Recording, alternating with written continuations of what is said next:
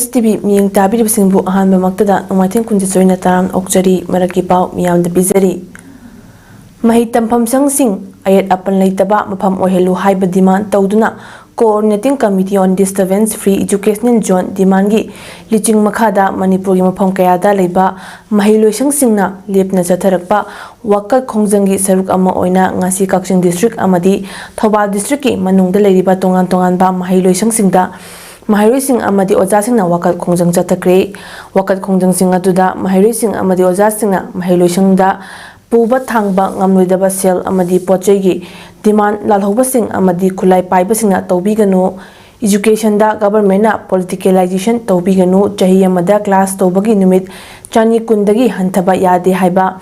lo lengang na semgadabani government na matam chana thabak paikhatabana mahai masing tambagi kanglon kaihanba amadi mahiroy singda Taroidabani education ga mari leinaba thabak thorom singda corruption nepotism amadi favoritism tawbiganu education zone singda aid apan ekhai thingaiba yaudaba disturbance free educational zone ohenbiu haibna chingba thaba banner amadi placard ching padna demand sing tawki Kakching District asigi manung channa Kakching District headquarter da leiba MMS Genius Academy PR English School Martin Grammar School Grace Cottage Academy Kakching Victory High School Kakching yauna Hianglam Wabagai Langmaidong na chingbada leiba tongan school singi mahiroy sing amadi oja singna masa gi school gate ta thoklakna wakal khongchat sing changshin ki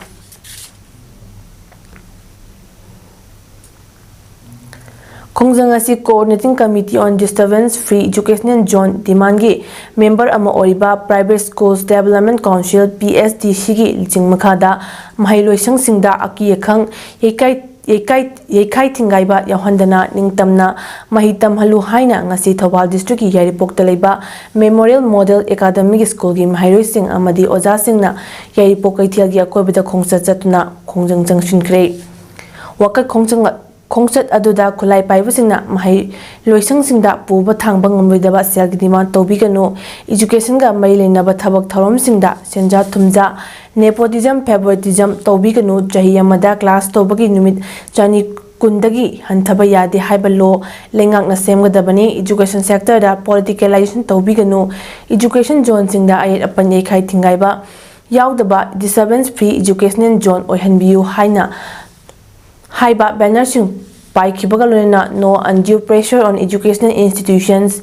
make education disturbance free, make education free zone, no mental harassment to teachers, no disturbance to students, we want peaceful learning, Haibina Chingba, Pleka Chingchizinaki. Wakan Mifamaduda Mahiri Amana Fongdora Kibada, Ekoi Ing Nachigna, Yekai Tingaiba Yagna, Mahinitina Tamba Pami, Kanagumbalu Amatana, Mahilo Shang Sing, Oza Sing, Amashung, Mahiro Singda, Ayat Apan Piduna, Awa Bibiga Nuhaina, Marilay Nabo, Lupsingda Apple Taroki. Adagila Liba, Maka Gadila Liba, Apan Yamjanta Pizza and Inde, Laliba Sinakuna, the Wadaba. Pakata Batabakayamzu, Amata Pakapangzate, Maramashina, I can protest it of Tozavani, Matakadi Lagiba, Maramashina, I call Laika Madasu, Hindi or the Manga Katana Kanzai, Maramashina, the Shata Apiba, Madi, Ayapapi, the City, and Bahajari.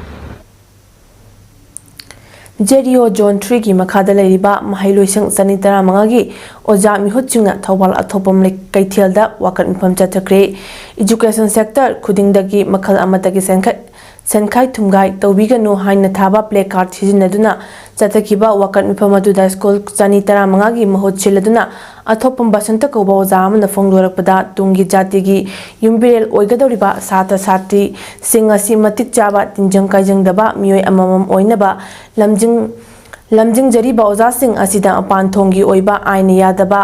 mawongda senkhai thumkhai ka hena tawrakpa si tawbiganu oja singbo afaba mahiroi sing puthoknaba hena pukning changhanbiu haina fongdorakhi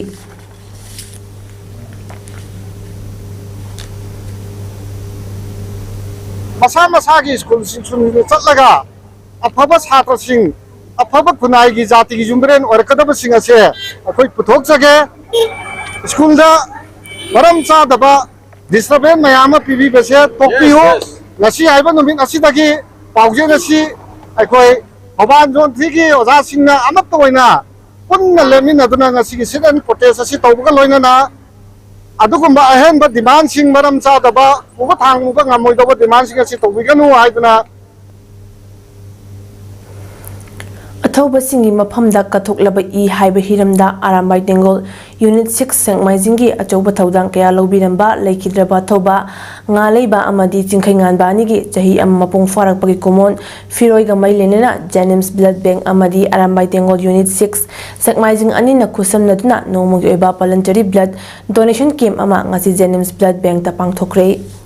blood donation camp ꯑꯗꯨꯒ ꯃꯔꯤ ꯂꯩꯅꯅ unit 6ꯀꯤ commander Vidyasagar ꯃꯣꯏꯔꯥꯡꯆꯥꯅ ꯐꯣꯡꯗꯣꯔꯛꯄꯗ ꯂꯝꯗꯝ ꯑꯁꯤꯗ ꯊꯣꯛꯂꯤꯕ ꯂꯥꯟ ꯑꯁꯤꯅ ꯑꯋꯥ ꯑꯅꯥ ꯇꯥꯔꯕꯁꯤꯡ ꯑꯃꯗꯤ ꯂꯩꯇ ꯂꯥꯏꯔ ꯏꯃꯨꯡꯁꯤꯡꯒꯤ ꯏꯒꯤ ꯃꯊꯧ ꯇꯥꯔꯛꯄꯗ ꯈꯔꯗꯪ ꯑꯣꯏꯔꯕꯁꯨ ꯃꯇꯦꯡ ꯄꯥꯡꯅꯕ ꯏ ꯀꯠꯊꯣꯛꯄꯒꯤ ꯊꯧꯔꯝ ꯑꯁꯤ ꯑꯊꯧꯕ ꯑꯅꯤꯒꯤ ꯃꯤꯡꯗ ꯄꯥꯡꯊꯣꯛꯄꯅꯤ꯫ ꯃꯈꯥ ꯇꯥꯅꯁꯨ ꯌꯨꯅꯤꯠ ꯑꯁꯤꯅ ꯑꯁꯤꯒꯨꯝꯕ ꯊꯧꯔꯝ ꯀꯌꯥ ꯄꯥꯡꯊꯣꯛꯇꯨꯅ ꯃꯤꯌꯥꯝꯒꯤ ꯃꯇꯦꯡ ꯄꯥꯡꯕ ꯉꯝꯅꯕ ꯍꯣꯠꯅꯒꯅꯤ ꯍꯥꯏꯅꯁꯨ ꯐꯣꯡꯗꯣꯛꯈꯤ꯫ ngasi pangthokjagadawiba blood donation asi koi arambai tengol unit 6 sengmaijing amadi blood center jenims ka khusamnaduna koi leigidraba thauba irengbam chingkhai nganba amadi sagol sem ngalaiba anigi mafamda koigi i katchabo ina haita hujik leiriba irang asida koigi sokpa naba tholokpa adagi koigi leita laira jingda koi i darka leirpa matamda koina matengje pangba ngamnaba haidana koi ngasi member koi yankai mukse laaga koi blood center jenim saita jenim sida koi ije pijabane masak khangdaba miyoisingna thangapat harikhago mapalda leiba rural engineer department gi administrative officer Hobijam Balidas ki yumda hand grenade ama ngasi ayuk anganbada langsilambabu yaningdaba pongtok aduna wakat mpham hongkre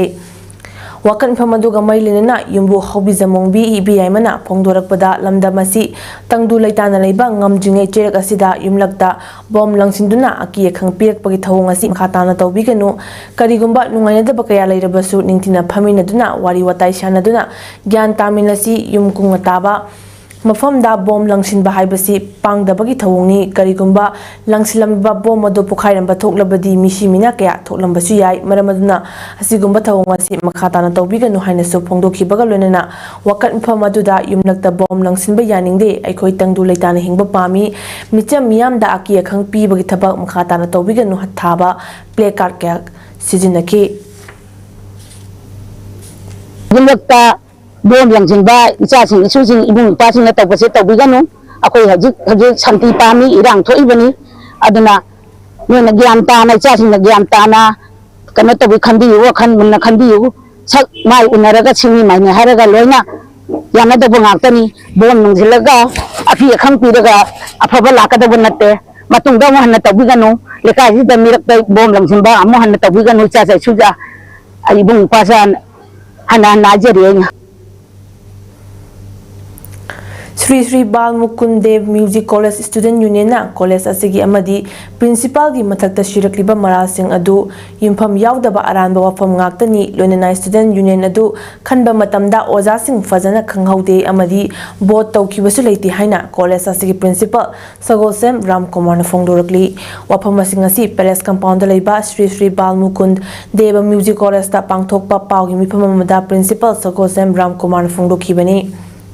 mahakna makhatana phongdokhibada college asigi mahairoi kharana pause singda college asigi matangda lana sandokduna principal busu lana uhanaba honare college asigi awar apa khudingmak matam gi oina mari leinaba singda khanghanduna taknaduna lakli handaki student union asi semlaba matungda oja awat pa hapna bahairak palaiki adubo oja hapa asi principal na ngamdabanina mari leinaba singda takshinaba honage haiki adubo mahairoi khara aduna lenga ki mai leinaba singna oja hapnaba ayaba piba leire principal na athingba piduna leire haina mara sirliba do aranba famni lenga ki maikidagi oja launaba akaknana notice thokpa leitri loinana library gi fi lauraga mathau tawdri hariba do college asigi oina lairik marang kaina adumak leiduna thamli awal apa singsu adumak leina honari amadi examination fee anirak lawi haina mara sirakliba dusu lawba leiti haina su principal na phongdoki mahakna makha taraduna college asigi oina awal apa khudingmak menkhatnaba angamba thakta hotnaduna lakli college asibo mingchat thinaba honariba students union aduda college asida mingchandraba miyoi singsu yawi haina su phongdoki amra education se ꯑꯗꯨꯗꯤ ꯑꯩꯅ ꯑꯦꯄꯣꯏꯟꯇꯤꯡ ꯑꯣꯊꯣꯔꯤꯇꯤꯗ ꯑꯩ ꯉꯝꯖꯗꯦ ꯁꯔꯀꯥꯔꯅ ꯍꯦꯛ ꯑꯌꯥꯕ ꯑꯃ ꯄꯤꯔꯛꯇ꯭ꯔꯤꯈꯩ ꯑꯩ ꯁꯨꯡꯉꯝ ꯉꯝꯖꯗꯦ ꯍꯥꯏꯔꯦ ꯁꯤꯃ ꯂꯩꯔꯦ ꯂꯥꯏꯕ꯭ꯔꯦꯔꯤꯒꯤ ꯐꯤꯁꯦ ꯑꯩ ꯂꯥꯏꯔꯤꯛ ꯂꯩ ꯂꯥꯏꯔꯤꯛ ꯂꯩꯕꯁꯦ ꯑꯣꯖꯥꯁꯤꯡꯒ ꯑꯩꯈꯣꯏ ꯄꯨꯟꯅ ꯐꯝꯃꯤꯟꯅꯔꯒ ꯇꯧꯕ ꯌꯥꯅꯅꯕ ꯑꯩ ꯉꯔꯥꯡꯁꯨ ꯑꯩ ꯑꯗꯨꯝ ꯍꯥꯏꯖꯕꯅꯦꯕ ꯃꯁꯤ ꯄꯥꯕꯤꯌꯨ ꯑꯩ ꯀꯟꯇꯦꯛ ꯑꯣꯖꯥꯁꯤꯡꯗ ꯀ꯭ꯂꯥꯁꯗ ꯐꯖꯅ ꯍꯥꯏꯕꯤꯌꯨ ꯑꯄꯥꯝꯕ ꯂꯥꯏꯔꯤꯛꯇꯨ ꯂꯧꯕꯤꯌꯨ ꯋꯥꯠꯂꯦ ꯍꯥꯏꯕ ꯄꯣꯠꯇꯣ ꯑꯩꯉꯣꯟꯗ ꯍꯥꯏꯕꯤꯌꯨ ꯑꯣꯖꯥꯁꯤꯡꯅꯁꯨ ꯍꯥꯏꯕꯤꯔꯛꯎ ꯑꯩ ꯃꯈꯥ ꯇꯥꯕ ꯑꯗꯨꯝ ꯍꯦꯟꯅ ꯂꯩꯁꯟꯖꯒꯦ COB 46 Assam Rifles Kakchingna pirakpa kaknaba pau ama fangwadagi Commando Kakching Unit ki teamna KCP Taibanganba Kanglupki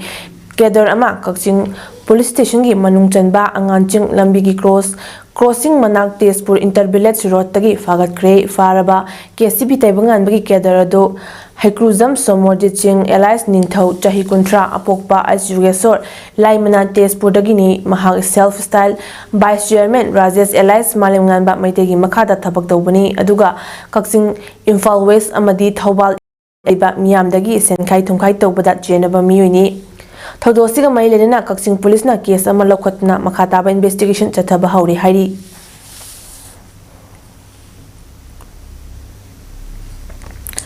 Masana taukiba asoiba aranba kupshinaba hotnabada miyambu samnaba poknaba hanagi ichemgi president M Rajendra Elias Boyna sinbiganu haina kundrapam kendragi MLA gi works ki nominee lausingbam thoibana paumsinda fongdokre waiton makhalaikai da leiba waiton makhalaikai community hall da paumisinga unabada thoibana makhatana fongdokhibada ngarang N Rajendrona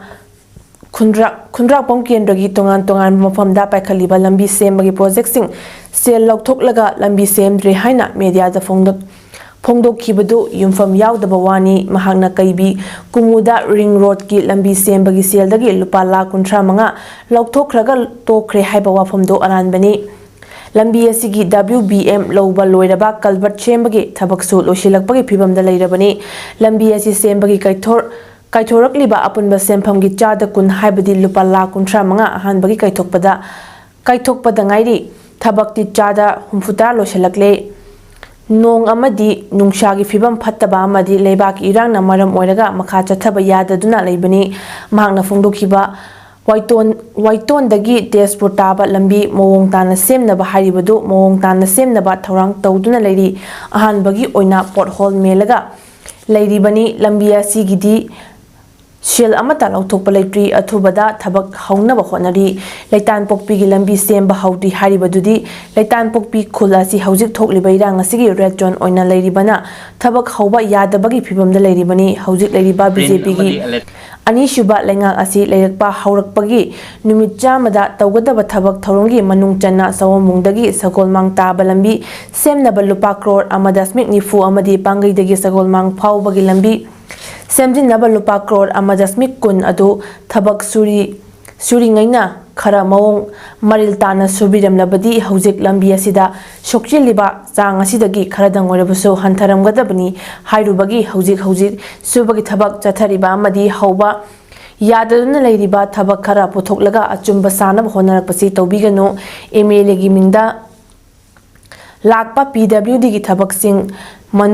Thabaksingi manungda ama oiriba pangaidagi Nepali basti taba lambi mullaga sukibada yenaduna leirabadi miyamda waba oiragani hadna sunkiba leikrabani haujik thabak tawribasing aranba tahanna bahonabagi mahutta estimate sanction loirabasu fund thadokna leiriba thabaksing fund thadoklaga thabak athubada loisinaba oina mari leinabasingda takshinbada yaubiyu hadna mahangna makha taki